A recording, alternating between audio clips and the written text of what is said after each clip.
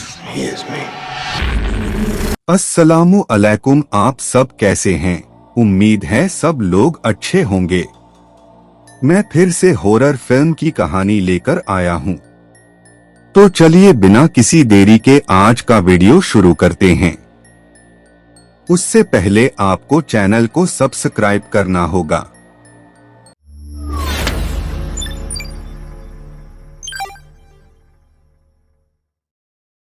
Film का विश्व premiere 5 सितंबर 2013 को 2013 Toronto international film festival TIFF में हुआ था और 11 अप्रैल 2014 को इसे व्यापक नाटकीय रिलीज मिली। इसे आलोचकों से आमतौर पर सकारात्मक समीक्षा मिली और यह बॉक्स ऑफिस पर सफल रही। फिल्म दो अलग अलग समय में घटित होती है, वर्तमान और 11 वर्ष पहले। दो कथानक रेखाओं को फ्लैशबैक के माध्यम से समानांतर रूप से बताया गया है।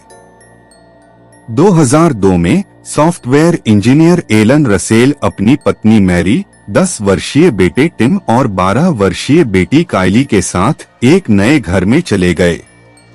एलन अपने कार्यालय को सजाने के लिए एक प्राचीन दर्पण खरीदता है। उनसे अनभिज्ञ दर्पण अलौकिक रूप से मतिभ्रम उत्पन्न करता है। मैरी को अपने शरीर के सड़ने के सपने सताते हैं, जबकि एलन मैरिसोल चावेज नाम की एक रहस्यमय और भूतिया महिला से आकर्षित होता है, जिसकी आंखों के स्थान पर दर्पण है। 2013 में टिम को एक मनोरोग अस्पताल से छुट्टी दे दी गई। उसे विश्वास हो गया कि उसके माता पिता की मृत्यु में कोई अलौकिक घटनाएं शामिल नहीं थीं। काइली ने अपनी युवावस्था का अधिकांश समय दर्पण के इतिहास पर शोध करने में बिताया है। एक नीलामी घर के कर्मचारी के रूप में अपनी स्थिति का उपयोग करते हुए वह दर्पण तक पहुंच प्राप्त करती है और इसे परिवार के घर ले जाती है, जहां वह इसे निगरानी कैमरों और एक किल स्विच से भरे कमरे में रखती है। छत पर एक लंगर। काइली दर्पण को नष्ट करने का इरादा रखती है, लेकिन पहले टिम की बेगुनाही साबित करते हुए उसकी शक्तियों का दस्तावेजीकरण करना चाहती है।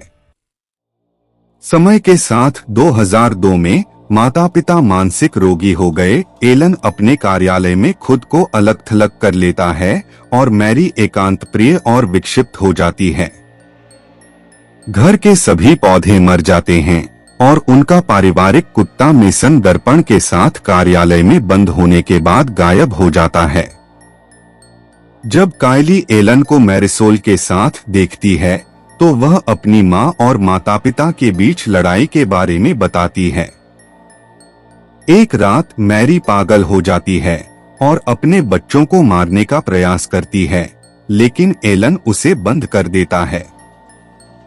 जब परिवार में भोजन खत्म हो जाता है तो बच्चों को एहसास होता है कि उनके पिता दर्पण के प्रभाव में हैं, इसलिए काइली अपनी मां से मदद मांगने जाती है और उसे दीवार से बंधी हुई पाती है, जो एक जानवर की तरह व्यवहार कर रही है। काइली और टिम मदद के लिए अपने पड़ोसियों के पास जाने की कोशिश करते हैं, लेकिन पड़ोसियों को उनकी कहानियों पर विश्वास नहीं होता। जब काइली फोन का उपयोग करने का प्रयास करती है तो उसे पता चलता है कि उसके सभी फोन कॉल का उत्तर एक ही आदमी देता है। एक रात एलन ने मैरी को बंधन से मुक्त कर दिया और माता पिता दोनों ने बच्चों पर हमला कर दिया। मैरी थोड़ी देर के लिए होश में आती है, लेकिन एलन द्वारा उसे गोली मार दी जाती है। बच्चे दर्पण को नष्ट करने की कोशिश करते हैं, लेकिन यह उन्हें धोखा देता है, जिससे उन्हें विश्वास हो जाता है कि वे दर्पण को मार रहे हैं, जबकि वे वास्तव में दीवार से टकरा रहे हैं। एलन को भी एक क्षण की स्पष्टता का अनुभव होता है और वह टिम को बंदूक का ट्रिगर खींचने और उसे गोली मारने के लिए मजबूर करके खुद को मार लेता है, जिससे इस प्रक्रिया में दर्पण के कोने में एक छोटी सी दरार पड़ जाती है। मरने से पहले वह बच्चों से भागने की विनती करता है, लेकिन मैरिसोल और दर्पण के अन्य पीड़ित भयानक भूत के रूप में दिखाई देते हैं। पुलिस पहुंची और टिम को हिरासत में ले लिया। भाई बहन अलग होने से पहले वे वयस्कों के रूप में फिर से एकजुट होने और दर्पण को नष्ट करने का वादा करते हैं। जैसे ही टिम को ले जाया जाता है और सलाखों के पीछे डाल दिया जाता है, वह देखता है कि उसके माता पिता के भूत उसे घर से देख रहे हैं। 2013 में टिम कायली को यह समझाने का प्रयास करता है कि वह गलत है और भाई बहन बहस करते हैं। जब वे देखते हैं कि घर के पौधे मुरझाने लगे हैं, तो वे कैमरे के फुटेज की समीक्षा करते हैं और खुद को ऐसे कार्य करते हुए देखते हैं जिनकी उन्हें कोई याद नहीं है।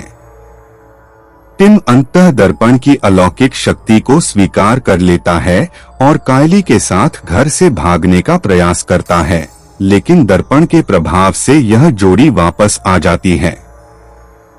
अपनी मां की मतिभ्रम देखकर कायली ने उसकी गर्दन पर चाकू से वार कर दिया, लेकिन उसे एहसास हुआ कि उसने अपने मंगेतर माइकल ड्यूमोंट को चाकू मार दिया है, जो उसकी जांच करने आया था। वे पुलिस को फोन करने की कोशिश करते हैं, लेकिन केवल उसी आवाज तक पहुंच पाते हैं जिसने बच्चों के रूप में उनसे फोन पर बात की थी। इस समय वे अपने हमशक्ल को घर के अंदर शीशे के सामने खड़े हुए देखते हैं, यह महसूस करते हुए कि 9 जनवरी 2001 कॉल नहीं जा रही है। वे घर के अंदर वापस चले जाते हैं। कायली और टिम एक दूसरे के युवा संस्करण देखकर मतिभ्रम करने लगते हैं। वे अलग हो जाते हैं और उनमें से प्रत्येक अपनी युवावस्था के दुःस्वप्न को फिर से जी लेता है। टिम दर्पण वाले कमरे में अकेला जागता है। उसी समय छोटी कायली अपनी मां को दर्पण से इशारा करते हुए मतिभ्रम करती है। टिम किल स्विच को सक्रिय करता है। उसे बहुत देर से एहसास होता है और वह यह नहीं देख पाता है कि कायली उसके रास्ते में खड़ी थी और उसने उसे मार डाला है। पुलिस पहुंचती है और टिम को गिरफ्तार कर लेती है, जो उन्मादी है, ठीक वैसे ही जैसे उन्होंने तब किया था जब वह छोटा था।